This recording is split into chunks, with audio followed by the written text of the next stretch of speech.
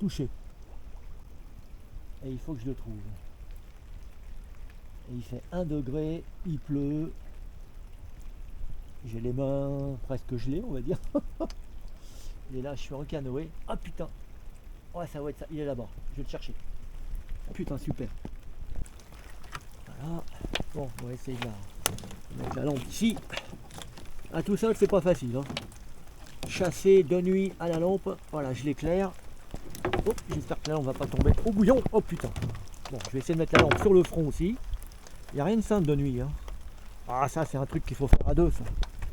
Voilà, il faut l'attraper. Là.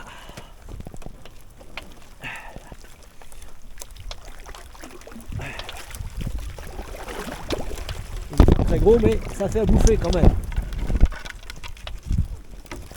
Attention. Putain, il va se barrer dans le courant. Ah, putain. Allez, viens là, le pépère.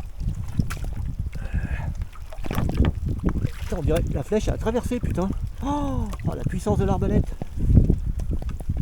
La flèche, elle a traversé sans... Allez, reviens. Bon, les gants, ils sont trempés. Je vais le retirer, le gant, ça sert plus à rien. Voilà, toc. Oh, merde, ma lampe. Ça va, elle est éclairée, elle est étanche. Bon, alors attends. Je vais remettre Ragondin dans l'eau. Et j'essaye d'attraper ma lampe. Voilà. Putain, heureusement qu'elle est étanche. Hein. Voilà, donc, je sais pas si on arrive à voir. Là, il y a tout en direct, les gars. Hein. Voilà, donc, mon arbalète, j'ai tiré avec des pointes comme ça. Voilà, c'est des flèches de chez FMA pour la Supersonic Rêve, mais qui marche très bien pour le Ragondin. Donc le trou, oh putain, non ça va, il est mort. Ah, il bouge ou pas? Je rêve. Non, non, ça va, il est bien mort. Bon, je vois pas le trou, mais c'est pas grave, on verra ça. Première chose que je vais faire, c'est le vider. En faisant attention à la vessie, de ne pas la percer. Et voilà, et puis vous verrez ça en plein jour demain. Bon, la nuit n'a pas été facile, j'ai réussi quand même malgré tout à tuer un ragondin. Voilà, le voilà. Hein. Donc là je l'ai vidé hein, et je me suis dit je vais préparer ça demain matin. Donc là ça fait à peine une demi-heure qu'il fait jour, la pluie ne s'est pas arrêtée, il pleut toujours. Voilà, donc eh bien c'était simplement pour faire un petit compte rendu. Voilà, j'ai vanté à plusieurs reprises les capacités de cette petite arbalète Steamboat Survival avec un arc de 120 livres et avec des bons carreaux. Donc j'ai utilisé moi ce genre de carreaux, voilà, assez long, voilà, avec la même pointe que ceux qui sont prévus pour la Steamboat. Alors j'aurais pu le chasser avec ça, mais j'ai préféré prendre des grandes flèches parce que ça me permet éventuellement de mettre un game tracker sur mon arbalète pour au cas où je chasse dans la végétation et que l'animal s'en va avec la flèche. Et ben il suffit que je tire le fil et puis je retrouve ma flèche plus facilement. Voilà, parce que le fil, lui, il passe juste sur le devant, il s'accroche pas sur le mécanisme de l'arbalète. Donc eh bien je peux dire qu'en mode survie, en mode chasse, la Steamboat eh ben, elle a tenu toutes ses promesses. Et je suis vraiment content de cette petite arbalète.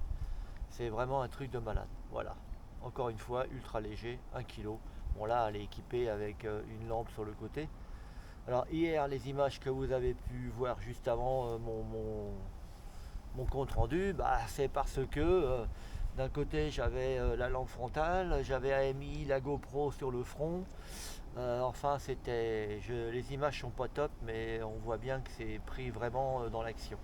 Voilà, la prochaine fois que je fais ce genre de choses, on essaiera de le faire à deux pour faire des meilleures images.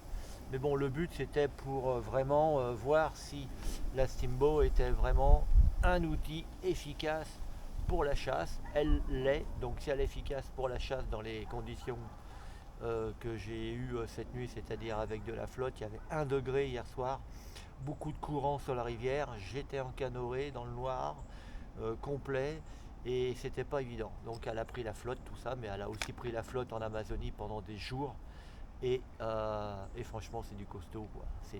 C'est basique, hein. C'est basique au niveau du système de détente. Il y en a qui reprochent à Steambo que c'est archaïque. Mais moi, vu mon expérience que j'ai de la survie, etc., je peux vous dire que c'est la meilleure solution. Ce système a plus de 4000 ans, donc, et il est fiable. Voilà. Il faut juste s'habituer au niveau de la détente. Une fois qu'on est habitué, c'est vraiment une arme exceptionnelle. Voilà, et je remercie encore Steambo pour m'avoir donné l'opportunité de chasser et de vivre et survivre en Amazonie avec cette petite arbalète Steambo. Voilà, vraiment super, avec un arc de 120 livres pour la chasse. C'est top. La petite dunette de chez Steambo en 4,32, ça suffit amplement. Généralement à la chasse, que ça soit avec un arc ou avec une arbalète, on tire 15, 20 pas grand maximum. Donc voilà, je valide à 100%. Allez, salut, à bientôt.